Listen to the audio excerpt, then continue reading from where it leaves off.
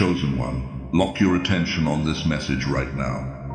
Whatever you were doing before you clicked on this, put it down, because what I am about to say was not meant for everyone.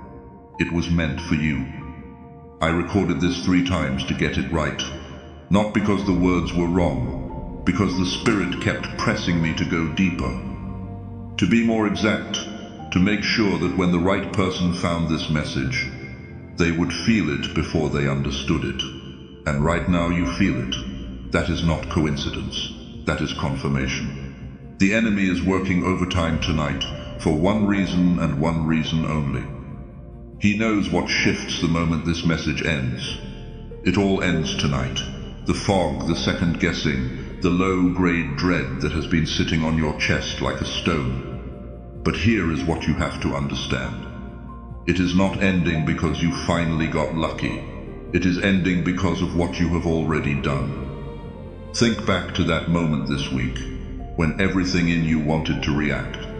When someone pushed you past what felt like your limit, and you made a choice, quietly, almost unconsciously, to pull back instead of explode. You thought that was weakness.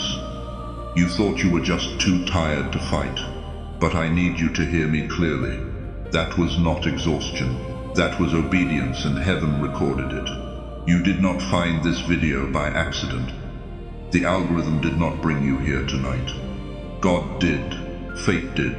Something older and more precise than any platform or recommendation engine reached into your evening and put this in front of your eyes.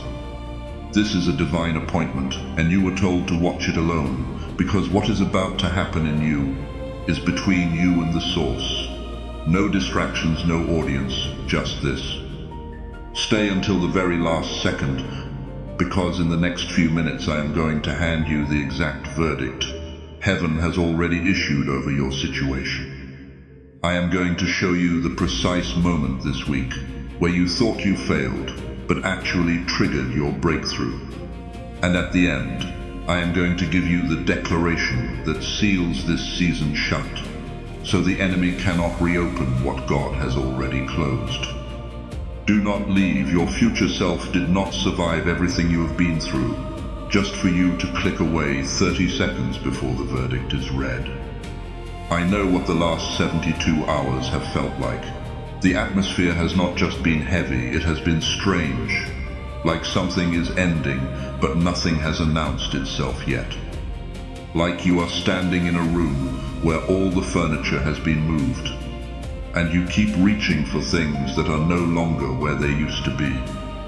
Maybe you were lying awake at 3 o'clock in the morning this week, not because you're anxious exactly, but because your spirit would not settle.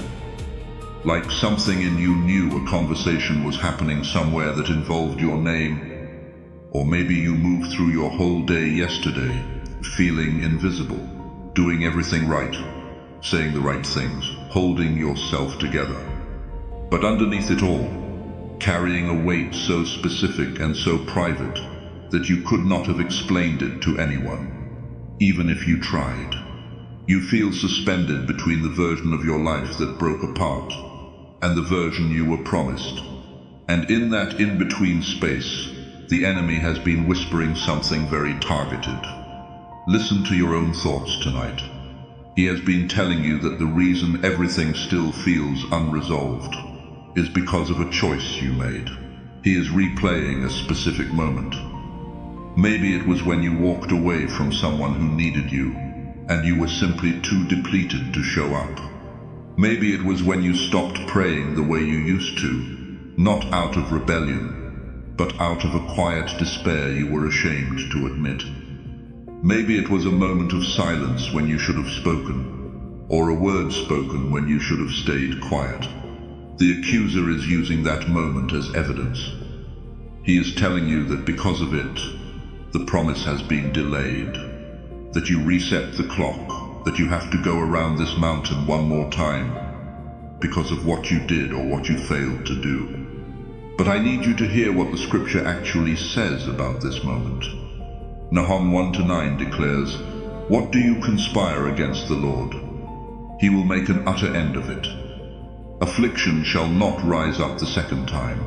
That is not a suggestion, that is a legal verdict. The enemy is constructing a case against you, built entirely on the argument that your past has earned you another lap.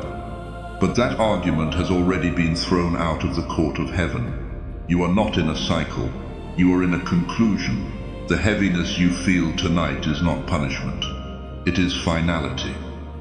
It is the specific weight of something ending that was never supposed to last this long. You have been interpreting it as a sign that things are getting worse.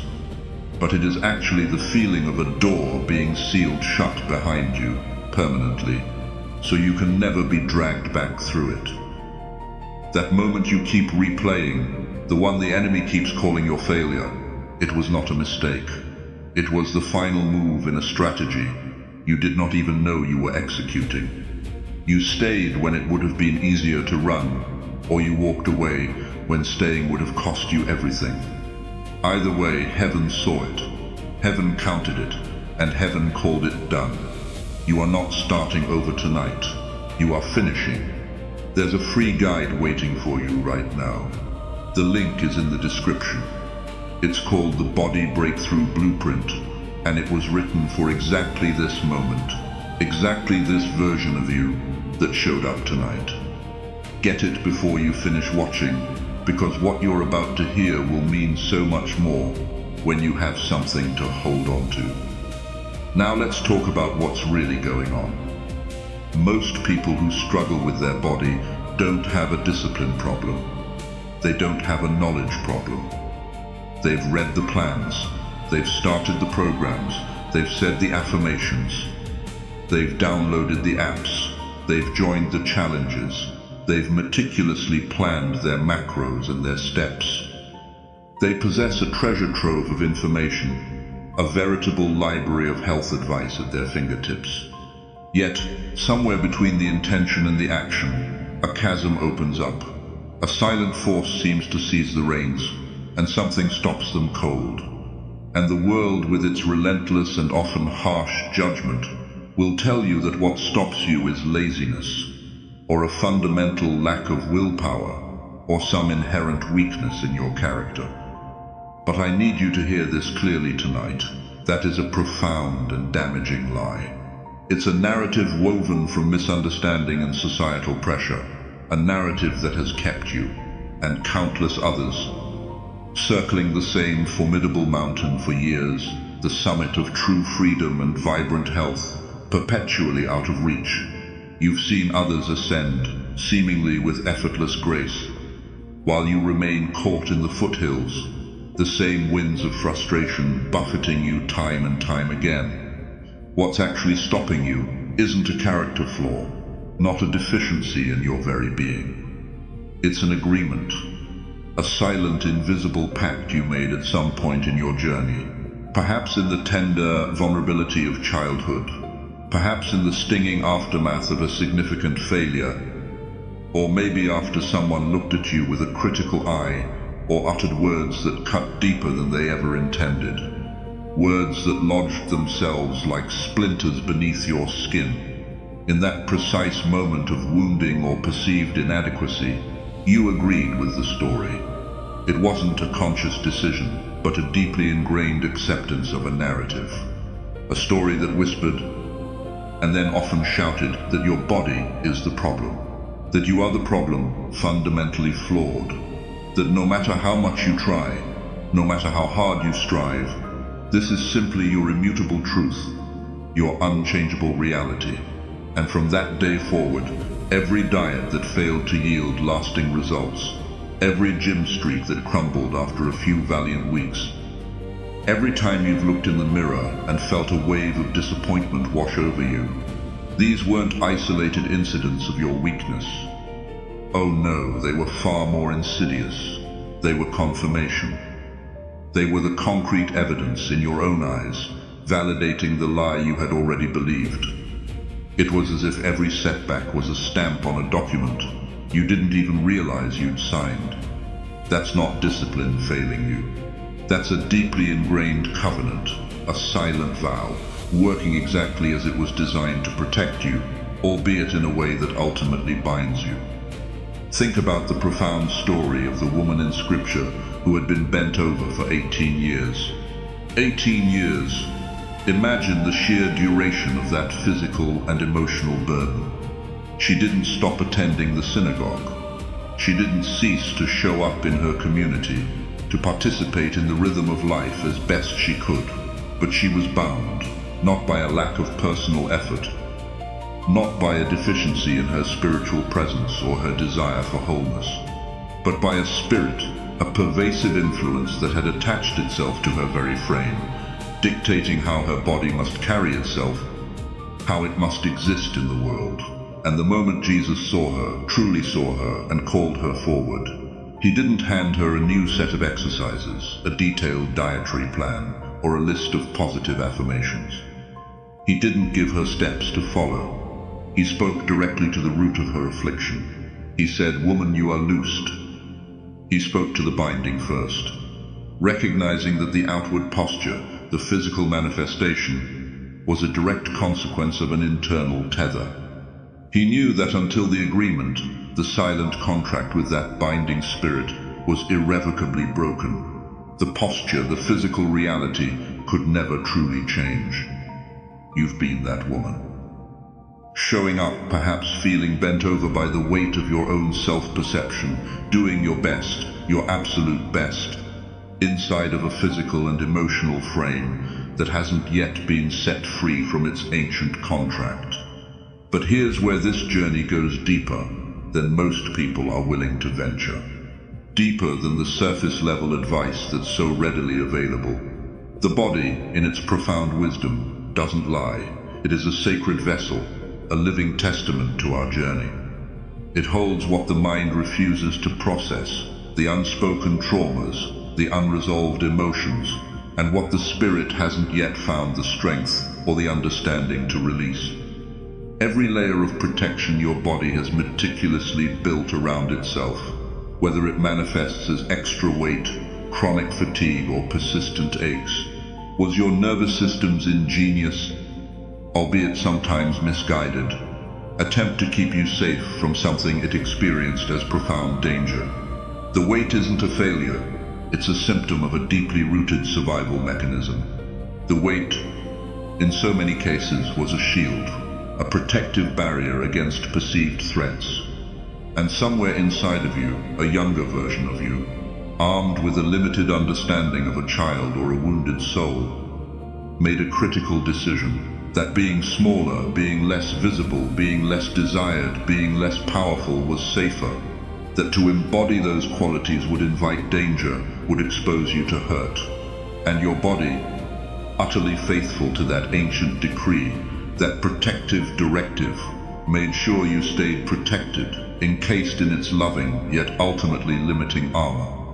This is precisely where true transformation ceases to be about calories counted and macros meticulously tracked, and begins to be about uncovering and embracing a deeper truth.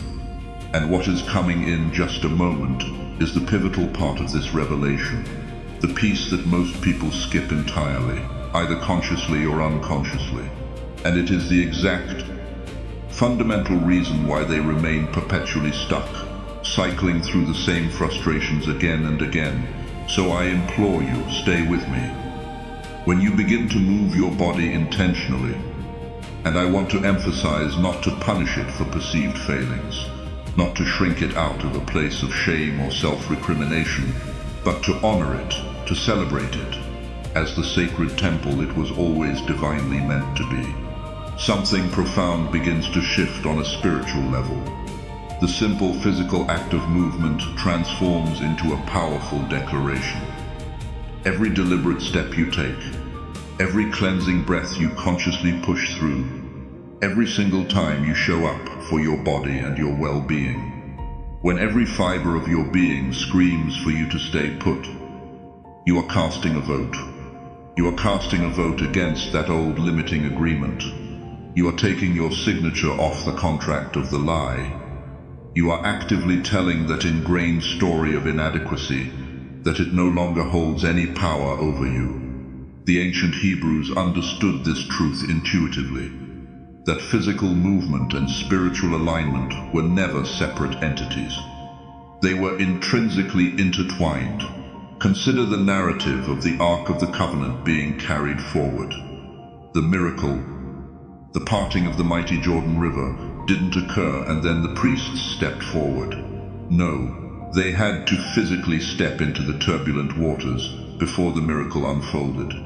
They moved, and in that act of faith-fueled physical motion, the miracle came. Faith without corresponding physical action wasn't true faith at all. It was merely passive waiting, elegantly dressed up as profound trust. And so many people today are waiting for motivation to strike, for the perfect feeling of readiness to descend, not realizing the divine paradox. Movement is precisely what creates motivation. You don't wait until you feel ready to embark on your journey. You initiate the movement, and then, like the dawn breaking after a long night, readiness and motivation organically follow. Now, here is the part that fundamentally changes everything. The revelation that can shatter the old patterns and usher in lasting freedom. And I need you to lean in and hear this with absolute clarity and an open heart. The food you consume is not merely fuel for your physical engine. It is a daily, intimate referendum on what you truly believe you deserve. When you find yourself reaching for something that numbs, something that soothes a discomfort, that feels too raw to face directly, something that fills a void that isn't actually rooted in physical hunger, you are not weak, you are not flawed, you are grieving, you are managing. You are desperately trying to cope with something that has been denied another outlet, another avenue of expression. And until you give that grief a voice, until you offer that deep-seated wound a witness, a compassionate presence, the food will almost inevitably win. Not because you are broken beyond repair, but because the primal body, in its ancient programming, will always prioritize survival and the immediate cessation of pain over aesthetics or long-term goals. Always. So the question you've been asking yourself, the one that has led you down paths of self-condemnation, why can't I stop eating that, is the wrong question entirely. The question that unlocks true understanding and paves the way for healing is this: what is that eating doing for me? What essential role is it playing that nothing else has been allowed to fulfill? What pain is it sedating? What silent screen is it muffling? What fragile version of comfort did it replace when the genuine sustaining kind was withheld or taken away? Coming up next, we will delve into the hidden identity war that rages underneath every well-intentioned transformation attempt. Because the battle you believe you are fighting is not in fact the real war. Here's a profound truth that is rarely spoken aloud, often because it's too vulnerable, too uncomfortable to confront. Every single time you have attempted to change your body, to embark on a journey of transformation, and subsequently stopped, you didn't stop because you failed. You stopped because you started to succeed. And in a deeply paradoxical twist, succeeding felt like a profound threat. Because if you change, truly change, you inherently become someone different.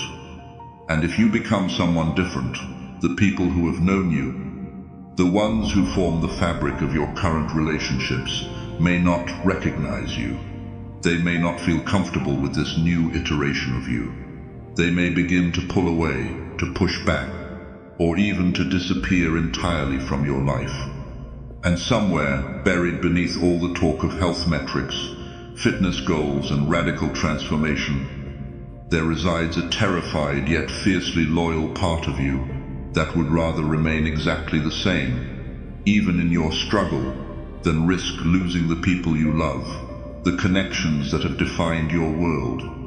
This is precisely what I mean when I say the war isn't truly with your body, or with the food, or even with the external circumstances. The war is with your identity, and you cannot possibly win a battle you haven't accurately and courageously named. Consider the story of Gideon. He was hiding in a wine press, a place of crushing and concealment, threshing wheat in secret, living in the shadows of fear and inadequacy, when the angel of the Lord appeared to him. And what was Gideon's immediate response upon being declared a mighty man of valor? It wasn't elation or immediate acceptance. It was argument. It was resistance. Because the identity being spoken over him, the grand and glorious potential being revealed, didn't align with the deeply ingrained self-image he had been cultivating for years. He possessed a self-perception forged in the crucible of fear, of perceived smallness, of belonging to a family that was considered the absolute least of the least in their society. And before he could ever hope to lead an army, before he could embrace the destiny laid before him, he had to have an altar torn down. Not just any altar, but specifically his father's altar. The false structure of worship, the ingrained belief system that had been built inside his own spiritual household, shaping his very understanding of himself without ever having been chosen by him. Your altar might be a generational story passed down about bodies, about how weight runs in our family. It might be the echo of a mother's voice, gentle or harsh, that cemented the belief that thinness is the only acceptable form. It might be the ghost of a father who never looked at you with the affirming gaze you craved, or a pervasive cultural narrative that relentlessly told you your specific body type was inherently inferior. Whatever it is, that altar, that foundational belief system, was likely constructed long before you possessed the wisdom, the discernment, or the courage to question its validity. And ever since its erection, it has been silently yet powerfully directing your steps, influencing your choices and shaping your reality. And this is the profound juncture where the journey becomes both exponentially harder and infinitely more sacred. Rest is not the enemy of transformation. In fact, rest is the very architecture of it. The body does not fundamentally change or grow stronger in the relentless pressure of the gym. It changes and adapts in the vital period of recovery. The muscle fibers don't tear and rebuild during the intense effort. They actually grow and strengthen in the profound silence that follows the exertion. And this is one of the most counterintuitive yet deeply powerful spiritual laws, woven into the very fabric of the physical world. It's not the relentless striving that ultimately produces the greatest growth. It is the stillness. God himself didn't rest on the seventh day because he was exhausted and needed a break. He rested to consecrate what had been created, to imbue it with divine significance. He rested to declare it complete. To affirm its perfection, he rested to honor the work by releasing it, allowing it to simply be. You have been caught in a cycle of striving without consecrating, grinding without truly resting, pushing without ever pausing to declare, even softly, this was enough. I did enough. I am enough. Right here, right now, in this present state, in this current body, in this unfolding season of your life. You are enough to continue moving forward. And just when you think you've absorbed the entirety of this message, there remains one final crucial layer that I need you to stay for. Because this is the layer that most people abandon, the point at which they turn away, convinced it's too difficult, too painful, or simply impossible. The most dangerous thing about enduring a long season of struggle with your body is not the physical toll it inevitably takes, though that is significant. It is what that relentless struggle does to your most precious resource, your relationship with hope. Every single time you started a new plan with fervent intention, and then subsequently stopped, a small, vital ember of your hope quietly died. And you learned so subtly that you might not have even realized you were learning. That wanting things deeply often leads to crushing disappointment. That trying your hardest often results in undeniable evidence of failure. And so, the most sophisticated self-protective mechanism your mind could devise was to simply stop hoping altogether, to stop fully investing your heart and your belief, to begin every new attempt with a quiet, insidious resignation already tucked away inside, a back door already cracked open. Because at least that way, if, or perhaps when it doesn't work out, you weren't naive enough to have actually truly believed in the possibility. But here lies the divine contradiction, the paradoxical truth that I need to land deep within your spirit right now. The very act of guarding your heart, of building walls and defenses that you believed were keeping you safe from further hurt, has inadvertently been the insurmountable ceiling on every breakthrough you have ever attempted. You cannot possibly step fully into a transformation that you have never allowed yourself to fully unequivocally want. Desire is not the enemy of discipline. Desire, when aligned with truth and purpose, is the very fuel that ignites sustainable action. And when you have been burned enough times, when the sting of disappointment has become a familiar companion, the most spiritual thing you can do, the most courageous, the most vulnerable, the most terrifying, and ultimately the most holy thing, is to want again fully, without the back door of resignation, without the heavy armor of self-protection, without the preemptive strike of doubt, because this time something is fundamentally different.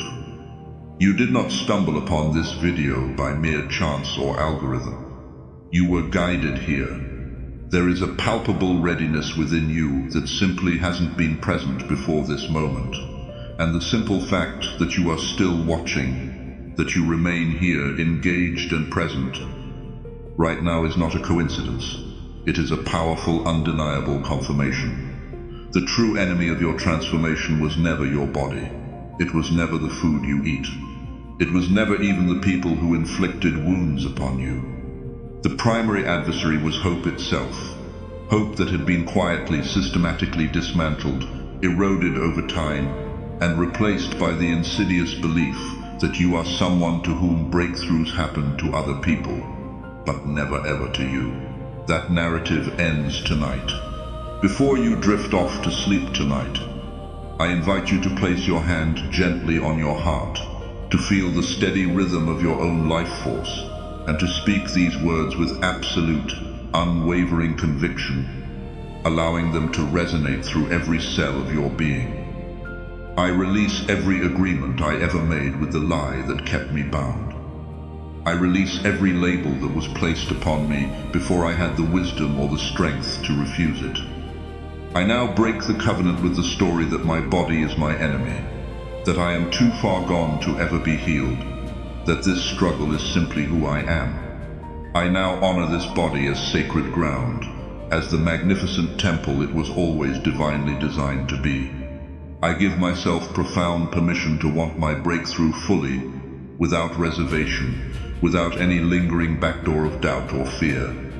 I will move my body not from a place of shame, but from a wellspring of pure love. I will rest not from a sense of defeat, but from a deep and abiding trust in the process. I will eat not to numb, but to nourish and to celebrate.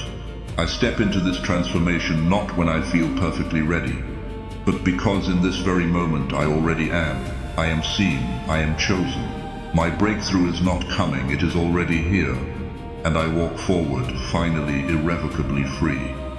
If this message has reached something deep within you tonight, something that resonates with your soul's deepest longing, please share it with someone else who needs to hear this liberating truth. Drop the word free in the comments below as a declaration of your intention, and be sure to grab the Body Breakthrough Blueprint from the description. This is your moment. Do not let it pass you by.